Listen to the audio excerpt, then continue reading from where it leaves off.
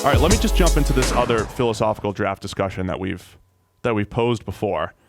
If you're a team like the Detroit Lions, the Raiders, the Bucs, the Bengals, you've got Stafford, you have Carr, you have Jameis, you have Andy Dalton.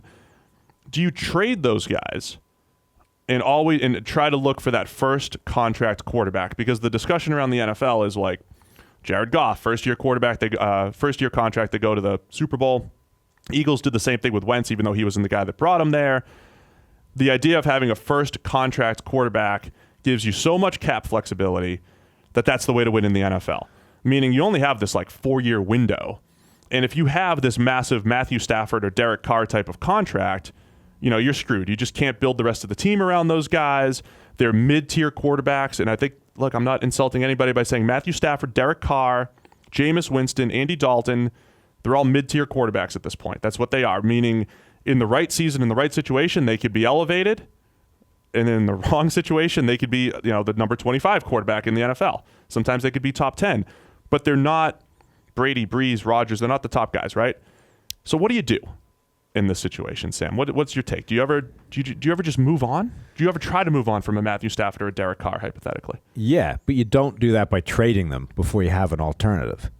Like, that's the problem. The idea of, it's absolutely true to say that having a mid-tier quarterback but having to pay him like a top-tier guy, which is what happens with these guys, gives you real problems because it then becomes really hard to put the quality of team around them that you need to put around them in order for those guys to play like top-tier quarterbacks and ultimately win Super Bowls. So yes, it's a real issue, and therefore you should always be looking to move on from those guys at the soonest possible opportunity. But you can't forget how good those guys are in the first place and how much worse it can be if you don't have one. Right. This was always the Tyrod Taylor situation in Buffalo, right? Yes, I understand you want to move on from Tyrod Taylor, but understand how much worse it can get. Right. That's why you don't do that. You could have Nathan Peterman, and Matt Barkley out there. Absolutely start looking to move on from them, and the best possible scenario is to have a good quarterback on a rookie contract. How hard do you look for one, though? But you can't. But the problem is, it's only valuable when you have a good quarterback on a rookie contract. Having a disaster on a rookie contract does you no good whatsoever. Agreed. So, again, you need to look for the replacement, but you can't trade those guys until you have it. How hard do you look for these guys? So in recent years, if the Lions, I can't remember the exact draft order, if the Lions had a shot at Deshaun Watson or Patrick Mahomes, and they were really confident, nobody knew exactly how good Patrick Mahomes was going to be or maybe how good Deshaun Watson was going to be. It's all projection.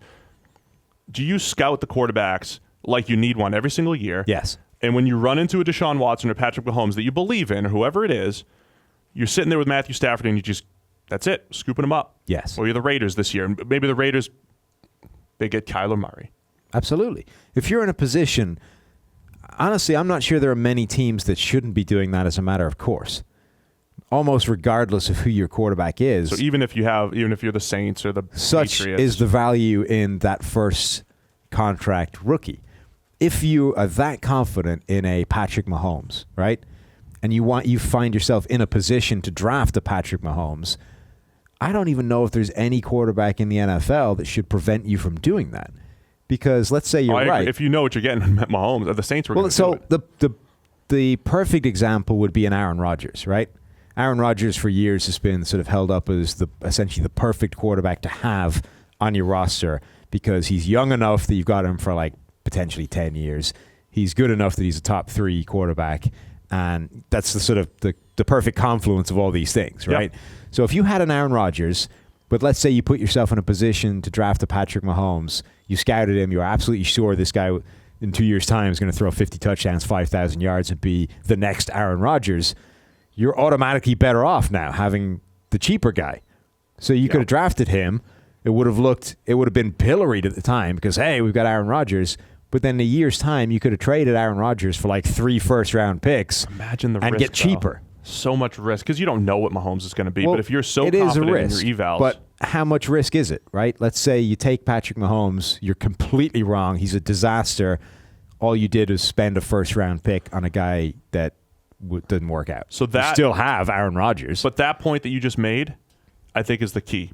how much risk is there? Right. Because it's Aaron Rodgers who's now... Because having the quarterback is the important part. But Aaron Rodgers is going to be making so much money that you're so limited that you actually could potentially take a step back at the quarterback position, have a better overall team, and that's actually a scenario where it becomes, I've been using lateral move over and over, but that becomes a lateral move. Believe it or not, Aaron Rodgers to, say, Mitch Trubisky, first-year quarterback, could become a lateral move for your team, but it also, the upside to it could be so big. The risk in that scenario, to me, is not I potentially blow a first-round pick, right? Because teams blow first-round picks all the time. You just take a bad player, right? What's the difference? Right. The difference in here is that it's worth it if you already have the quarterback. One, if you have an Aaron Rodgers, you're probably going to be contending for the playoffs every single year, even if you take your first-round pick and set fire to it. Like if you just went, I'm not going to pick in the first round every year. With Aaron Rodgers at your quarterback, you're probably going to make the playoffs anyway, so who cares? The only risk in that entire hypothetical is what it does to your relationship with Aaron Rodgers by drafting what would look like his replacement. So that's the stuff I would say I don't care about. That's the stuff I think that is important. There's just no way of quantifying. That's the stuff I would say I don't care. If you're going to be my franchise quarterback, like Blake Bortles a couple years ago, everybody's like, well, Blake's the guy. The Jags can't draft somebody. Are you kidding me? Like, if Blake Bortles was going to be negatively affected just because the Jags brought someone in to compete with him, then he shouldn't be the franchise quarterback anyway. I keep coming back to that. Like, dude, just compete. No, that's it. It worked positively for a guy like Brady. They drafted his replacement in 2014, and he's like, all right, I'm going to stick it to you. But did they ever really? They thought they were. They thought they were drafting his replacement. When was the earliest they've taken Brady's replacement? And how old was he? Garoppolo, second round. Right, and how old was he when they did it? It was after his decline year in 2013. Right. So that motivated him. But if they'd taken a first-round quarterback in like 2008, he would not have reacted well to that. No. But these guys, I mean, Rodgers is at his age right now. I don't know. I mean, it's a difference. It's different when you're talking about Brady, Rodgers, versus I think Bortles. That is the risk, is what that does to the interpersonal relationship with your guaranteed surefire star quarterback.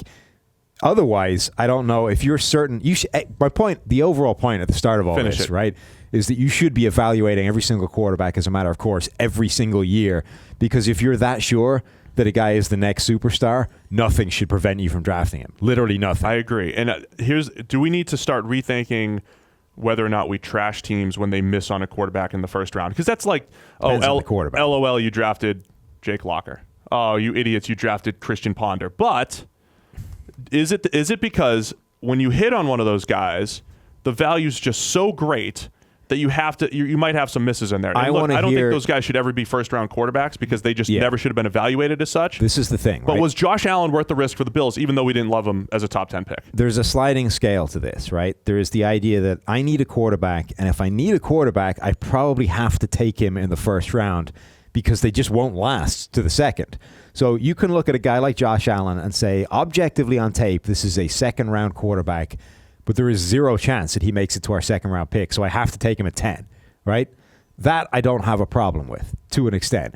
Then, when you keep going, at some point you end up with a Christian Hackenberg, and you're like, okay, if I'm going to get him, I need to take him in the second round. No, it always comes back to if you're ever in a position where you just there's zero chance that he ever becomes an NFL quarterback. There never was. It never existed. Yeah. All of his tape always said, no way, it's not working. So if you're ever in a position where you wind up with that, you've jumped the shark. You've gone too far off the deep end. You have strayed too far from the herd, and you're just throwing away a draft pick, right? But if you're in a position where you're like, crap, the three best quarterbacks in this draft have gone.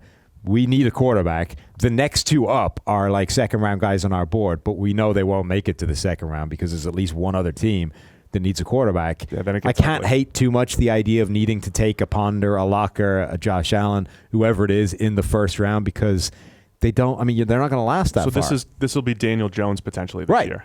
I would be happy to take Daniel Jones in the third. Right, but maybe he won't in the last late that second. far. I said the same thing about Paxton Lynch, and even he was a bust. Like, right. He wasn't good, but I would take Paxton in the second or third just for the potential of hitting.